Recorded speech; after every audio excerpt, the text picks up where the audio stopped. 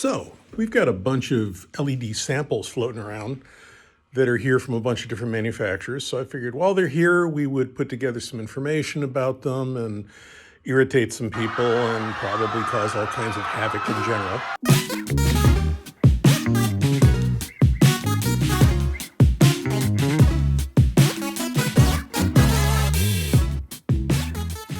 One of the things I just wanted to say about all the things you're going to see here relative to LEDs and lighting is that cameras pretty much suck, especially cameras like this one, which is an iPhone 11, which is not a bad camera. Unfortunately, however, compared to your eyes, these things don't render light well. Colors don't come out accurately. Evenness of things, like something that looks nice and even to your eye, looks kind of funky to a camera. So in the honesty end of things, just full disclosure and all of that good stuff, we want to be sure that people know that real video people would have a broadcast level camera with a guy sitting in another room with a camera control, adjusting iris, adjusting color balance, etc., to come out with more realistic versions. So you're just going to have to believe what I tell you about what I'm seeing, and I'll show you what you get to see of that, which won't be exactly the same thing because your eye is way better than a camera. So anyway, let's get into it. This is not really anything about lifespan per se, but some of the things we're talking about do affect lifespan. So it's kind of a continuation, and then again, it's not, but I have to do this while these samples are still around. So this first round of fixtures we're looking at, you can see here, this is an Altman PHX LED profile. It's a 250 watt RGBW. This is an ETC color source spot, and this is an Eclipse FS from ProLights. Just so you know, we're not making judgments per se, we're making observations. So these are our observations, not necessarily your observations, and I'm pretty sure not always going to be the manufacturer's observations. Let's talk about the first obvious thing. Cameras pretty much, well, those are all different versions of white, but these aren't really set on white right now, so we'll kind of ignore that. But anyway, let's talk about fan noise and fan issues. Currently, all of these have been running for a while, so they are all in fan mode. This guy is making all the noise. Now this device operates in auto mode only for fan, which means you're making white light, it gets that loud. Now the interesting thing is when you bring the level down, it pretty much disappears, which can be a little disturbing in a quiet room. So anyway, that's how loud that guy gets. This is as loud as this ever gets. And this is as loud as this ever gets. So I would consider these two suitable for studio, theater, other applications. This one, even though it's intended for theater, when you first turn it on, it's not horrible, although it's making a weird little noise. But as soon as it's been running for a while, 12 seconds later. There it goes. But that's just one. Imagine 20 or 30 of these on a stage at once. My opinion, can't be used in a studio, can't be used in a theater production unless there's music to cover it up, or the mechanical system in the room is noisy, which if that were the case, that means a room we didn't design. So anyhow, now we're going to go to looking at color and output. So the question is, can I change cameras from front to rear while I'm shooting? And the answer to that is no, because Apple wouldn't let me. So a couple of things I just want to mention. Yes, I'm aware there's windows in the room and they slightly change the colors of the other things. So anybody who wants to send a comment in about, hey, you got daylight mixing. Yeah, I know that. These fixtures, in theory, are totally different brightnesses. The one on top is the Eclipse. The one to the right is the color source spot. The one to the left is the Altman. Color source spot's about 150 watt. Not sure what the Eclipse is. The Altman's at 250. Now this is the best light we're able to get out of these. There may be something we're doing wrong. Always got to leave that as a possibility, but the profiles in the console claim these are correct. So anyway, I'm just a little surprised that a 250 watt fixture is not dramatically brighter than the others. You'll also notice, at least in my room, the current white, and this is basically everything up at full. This isn't trying to create an incandescent white, but the Eclipse actually is a better looking fixture. I think it's also more expensive than the others, but it's quite good. And then let's go look at what reds look like.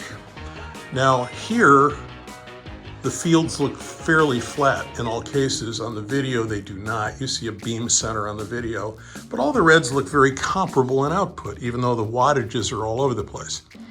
Now, when we go to blue, there's obviously some differences. The blue that is chosen by ETC is a little bit more aqua, the one on the right. The one on the left from Altman is a more traditional, looks like a Roscoe 80 blue. And the one from ProLight is a little different than both of them. Now, the interesting thing with that is when you think about color combinations in the real world, these colors have to blend to make other colors, which means these three fixtures are never going to make the same color if you try to make the same color. We'll play with that in a minute. Now we're going to all green, and what I notice is the green output of the Altman is significantly higher to my eye on the left to the other two fixtures, and the next in line is the Eclipse FS at the top and the color source on the right. So the first moving head we're going to look at is a very, very small zoom moving fixture from Strand Lighting. It's called an Event Par. Now what you're listening to is the normal condition in whisper mode. Now I'm going to move this around so you can see light output. So in whisper mode, the fixture puts out 60% of its rated lighting capacity. It will not do more than that unless you go to another mode. So we're going to go fan speed studio.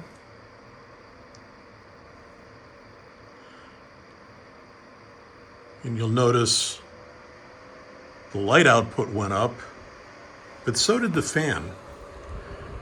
And once again, I don't know who thinks this is studio quiet. I certainly don't. But this is a little tiny fixture. It takes a lot to cool.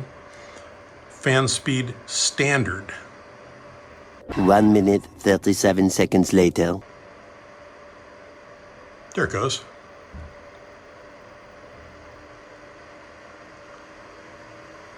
So that's standard fan speed, along with standard lighting output.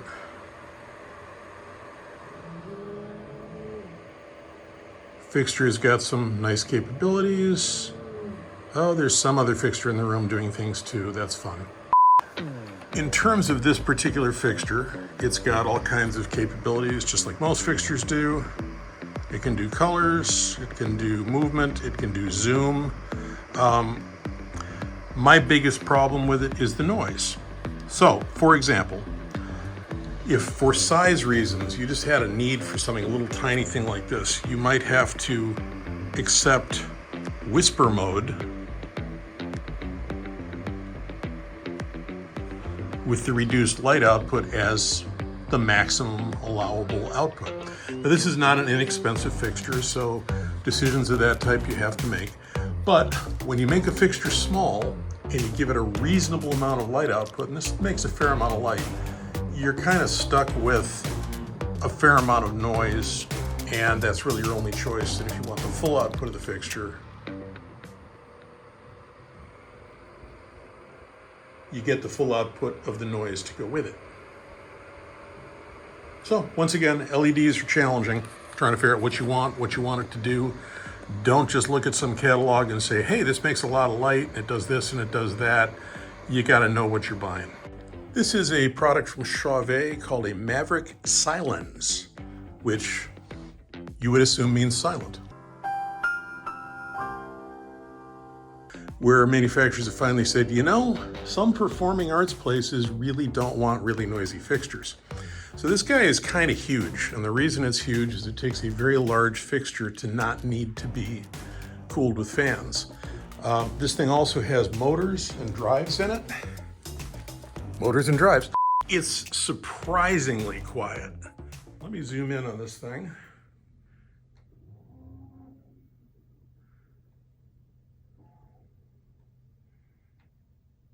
As we're putting it through some kind of paces. it has a lot of output and all of the usual things you expect, shutters, special effects. It can do kinds of crazy stuff, but this is as loud as it ever gets.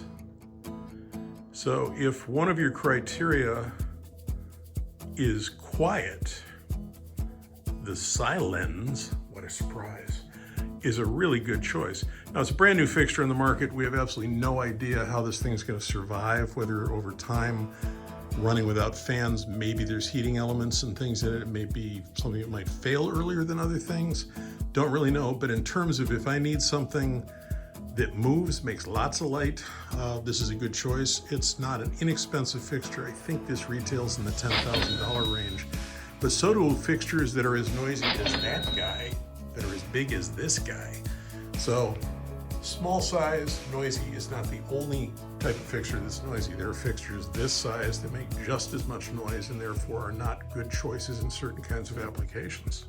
We're back into these are all kind of trying to do some kind of white.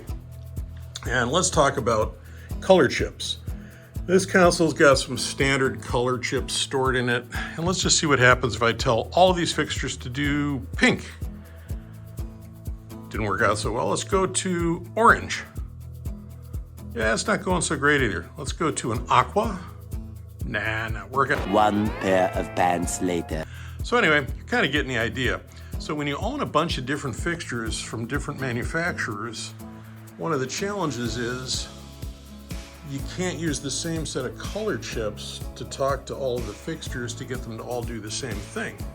The other thing you'll notice is you hear the background noise of the Altman, which is just its idle fan. But now if I go to a bright output, you hear that fan react right away. And I go to a dark color, you hear it drop off. And that's the way it behaves. It doesn't ramp up nice and slow and ramp down nice and slow. Once again, a little design thing that I think was a bad choice. Doesn't mean it's not usable for some applications.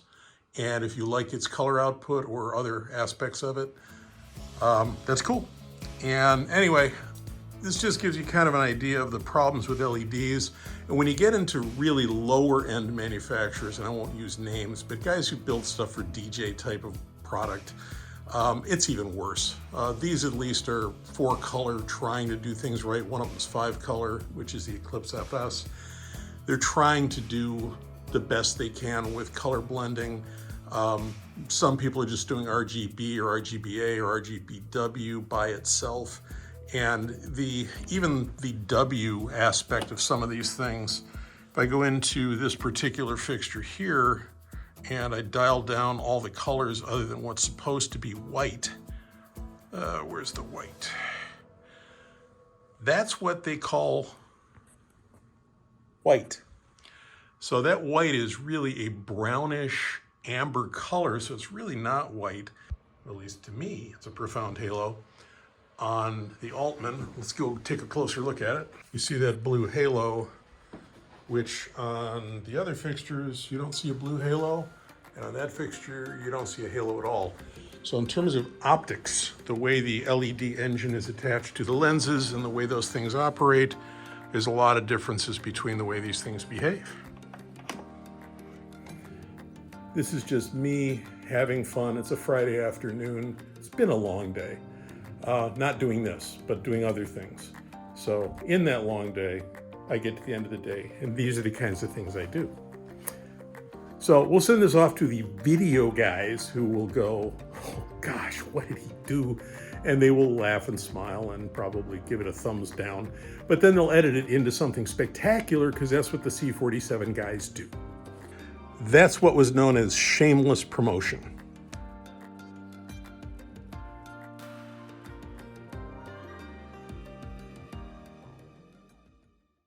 Full disclosure. Just so you know, this is not the only LED fixture Altman makes. They make this 250 watt. Let me wander under that. That was probably some nice Cloverfield style video. Yeah, Cloverfield. Here comes a monster.